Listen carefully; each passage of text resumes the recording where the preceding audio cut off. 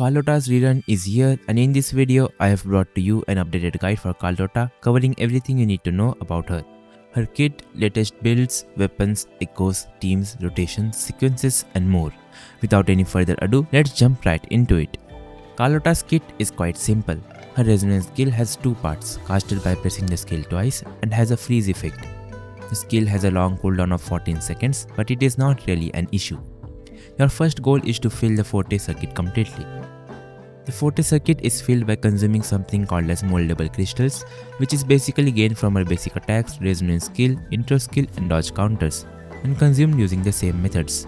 But you don't need to remember all of that, cause the main skills we will be using to gain her forte stacks is a 2-part resonance skill and her intro skill. After her forte is filled, you can consume it by casting a heavy attack dealing good damage, considered as resonance skill damage.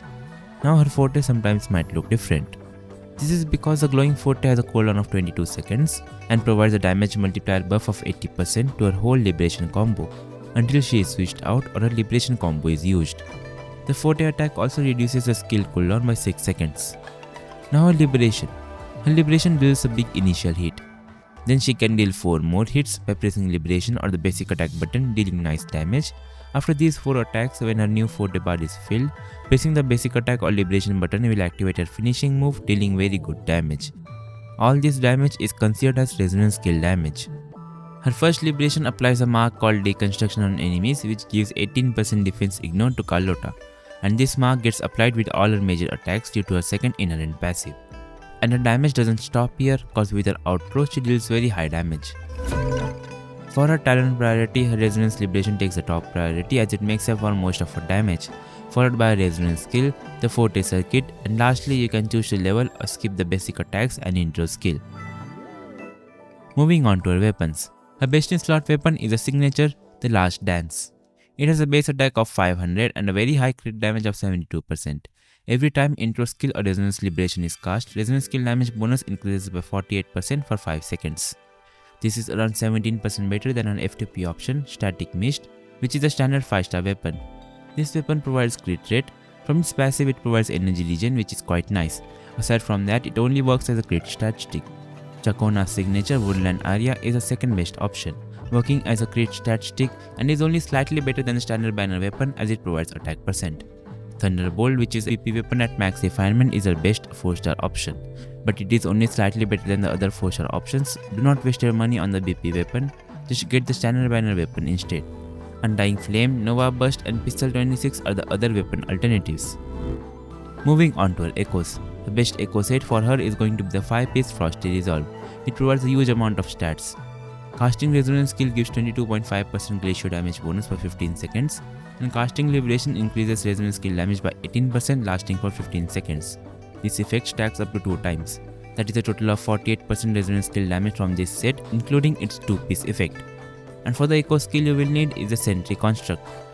This echo skill gives a permanent 12% glacier damage bonus and 12% resonance skill damage bonus just by equipping it in the main slot. On using it, you will transform into the Sentry Construct and deal glacier damage, which can be swap cancelled. This skill has a cooldown of 25 seconds. Each time the resonator with this echo casts liberation, it enhances the skill. Once the echo skill is at max level, the echo skill cooldown will be reset, and using it deals glacier damage and freezes the target.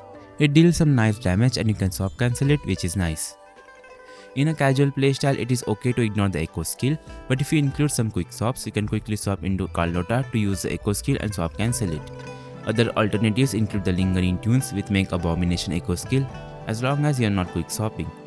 The Freezing Frost set with Lumi Scale Construct echo skill can also be used, but these two sets are a lot worse.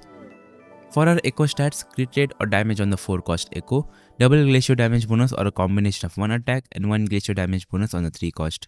Both the combinations are pretty close, so use the one with better substats. An attack percent on the 1-cost echoes. Carlotta has a low energy cost of 125. Her liberation is a crucial part of her kit, so it is important to have it back up on every rotation. Try to get around 15 to 25% energy regen from her echo substats, then prioritize crit rate and damage, followed by attack percent, resonance skill damage and flat attack. Moving on to her Teamcomps. The best sub DPS for her, we all know it is Jeji. With a great off-field damage, short rotation which can be made shorter with jump cancel tech. You can check out my GG guide for this, link in description.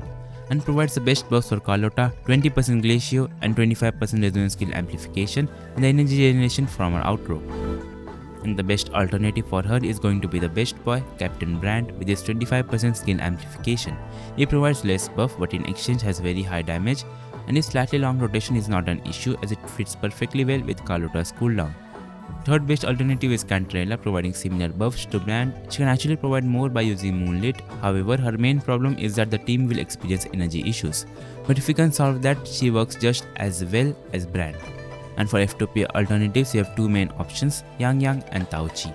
Tao Chi provides better buffs than Yang Yang, 38% skill damage amplify for 14 seconds, but her major issue is her long field time and clunky rotation which gets worse with interruptions. Yang Yang on the other hand, even though she doesn't provide any massive buffs, she has one of the fastest rotations and she provides energy, mitigating any energy issues. She can also provide 20% attack from her S6.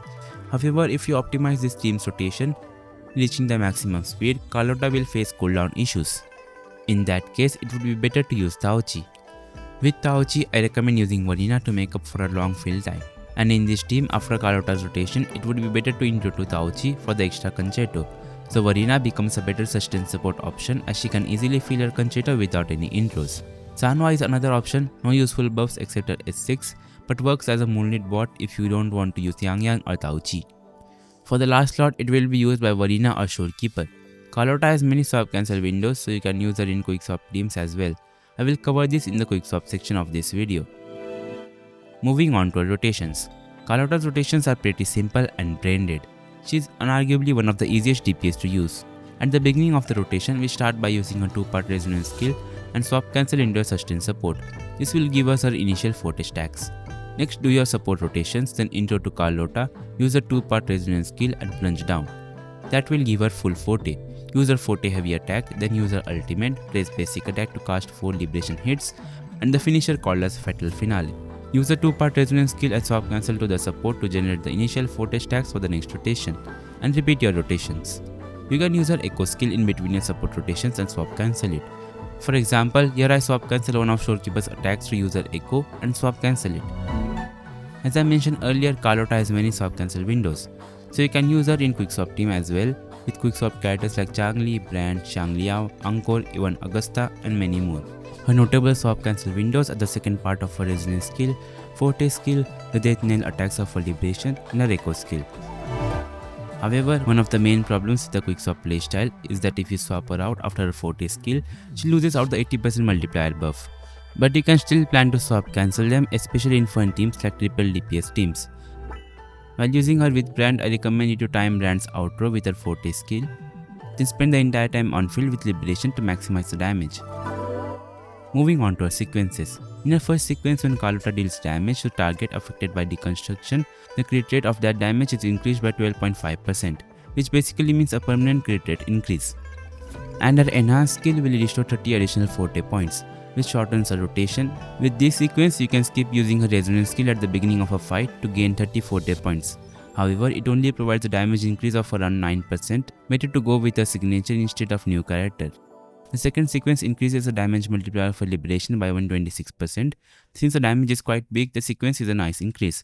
The third sequence deals an additional big hit alongside her outro skill and increases the damage multiplier of her resonance skills by 93%. The fourth sequence gives team-wide 25% skill damage bonus. The fifth sequence increases the multiplier of her forte heavy attack by 47%. The sixth sequence is the best one. It increases the damage multiplier of her death nail attacks. Additionally, the death nails immobilize the enemies for 1.5 seconds. And lastly, some final thoughts about Carlotta. She is very easy and fun to play while dealing very high damage. She is very F2P friendly, works really well with the standard binary weapon and 4-star supports. One of her best pros are that she is a ranged character, meaning she can easily snipe down enemies that move a lot, and if the enemy goes out of Shorekeeper's circle, she can still hit them while staying inside it. Some of her attacks have AoE, but it is mostly single target. And that was all for this video. Let me know in what tier you would put Carlotta in. Join my Discord server to hang out with other WoWa players. Don't forget to like and share the video and subscribe for more Wuthering Waves content. Thanks for watching.